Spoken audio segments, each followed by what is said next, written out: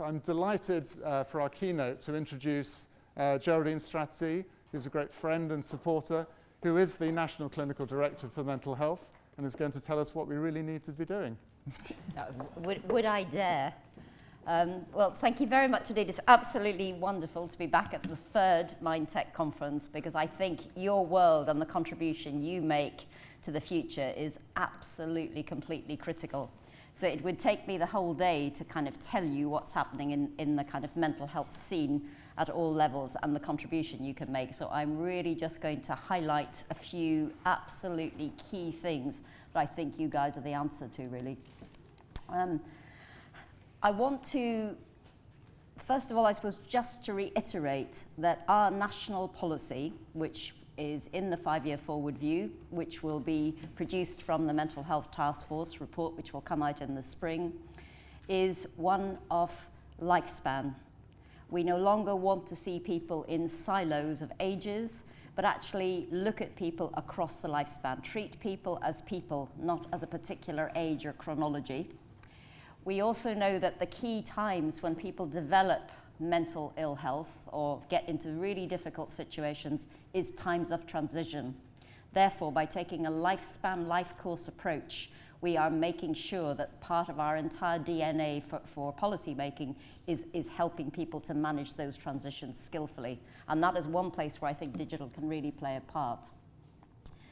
We then have kind of 4 major areas, programs of work, which is building literacy, build it in individuals and communities, prevention, our new absolutely critical access standards, which I'll tell you a little bit more about, and then obviously transformation to an outcomes-based approach for the services that we have at the present. Let me talk a bit about the building literacy, the positive mental health. Digital has absolutely revolutionized what people in this country think about mental health. If you think back to 3-4 years ago, when if you read the newspaper, there was an automatic link between mental ill health and violence. We don't have that anymore. Please look on the NHS Choices website. The mental health section is absolutely blossoming.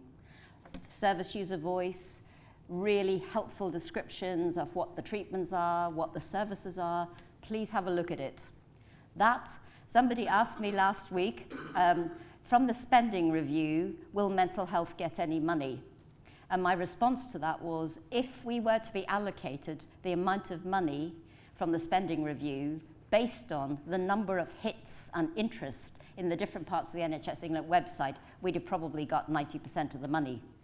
Because 8 million people have accessed and hit on the mental health part of the NHS England website. And what they're asking for is more information about managing their own mental health, understanding the science of mental health, understanding how the brain works, how does that interact with environment, how does trauma and epigenetics impact. People really want more of that information. So could I ask you to have a look at that website, and thank you all so much, those who've contributed in the last year. Can you contribute more? It has absolutely changed the stigma around mental health in very sizable proportions of the kind of leadership community of this country.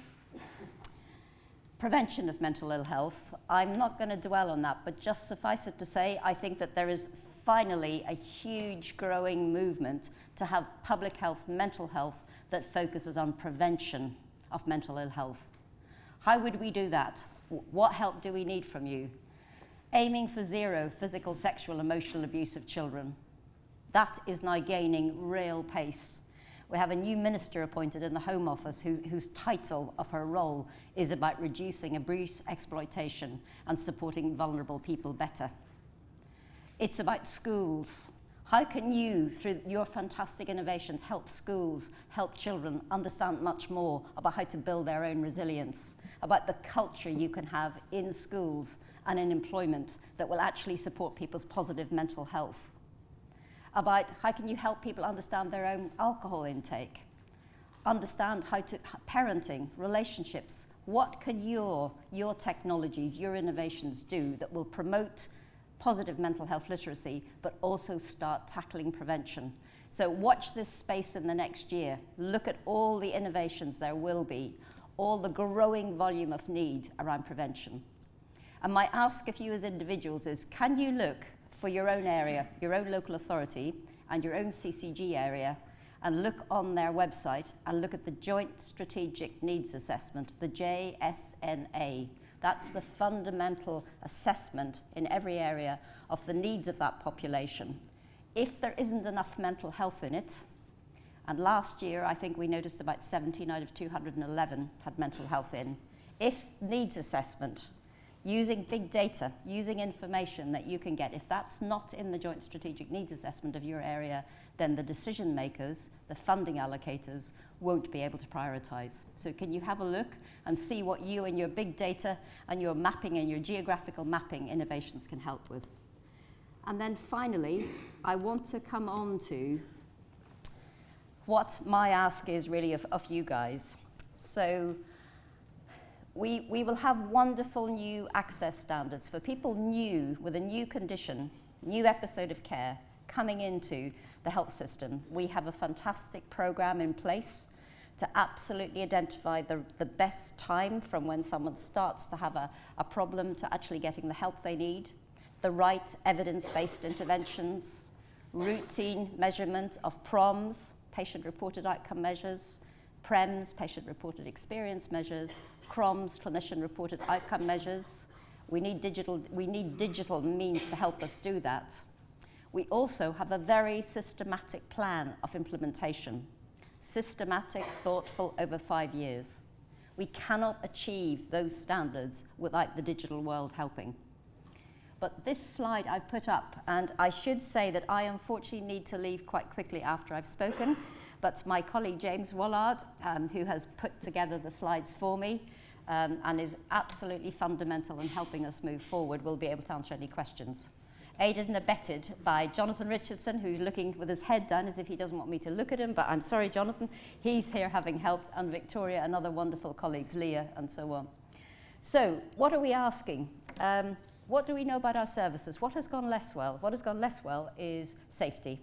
We know that actually our services could be a great deal safer.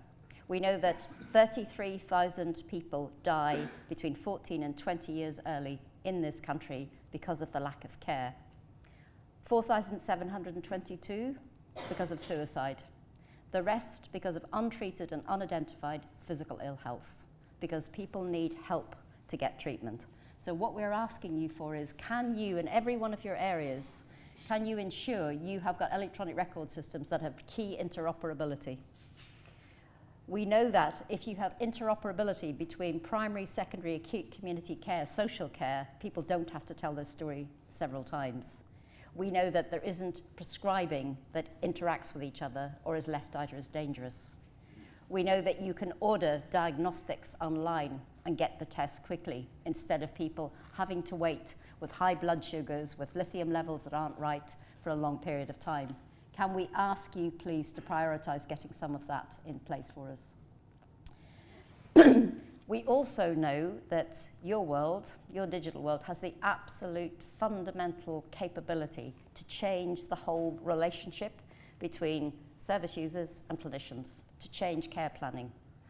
I was joking, I went to see the wonderful Victoria Beaton, and I was saying that, as an old-fashioned clinician, I used to talk about relapse prevention and talk to somebody about, what were their strategies for up or down.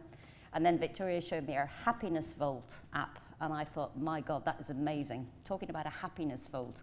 Your world can, instead of having to sit down and have a very dry policy review of the CPA and care planning and complex systems, I think your world and the excitement, the ability to engage so many service users and help design and co-produce your apps will be far more fundamental in changing our relationships in the therapeutic setting. So thank you for kind of working on that. And I suppose my final request is big data.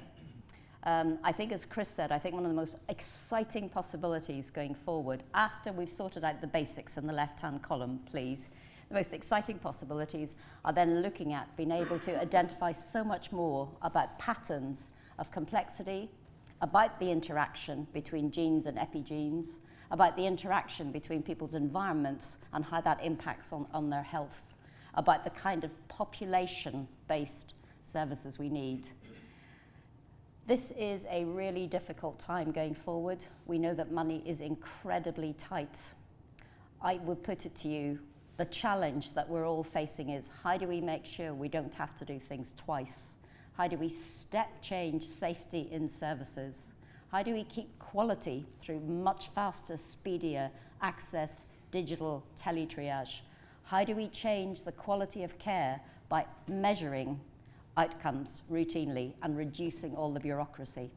So ladies and gentlemen, I leave you with the future of mental health care, efficient and safe, in your capable hands.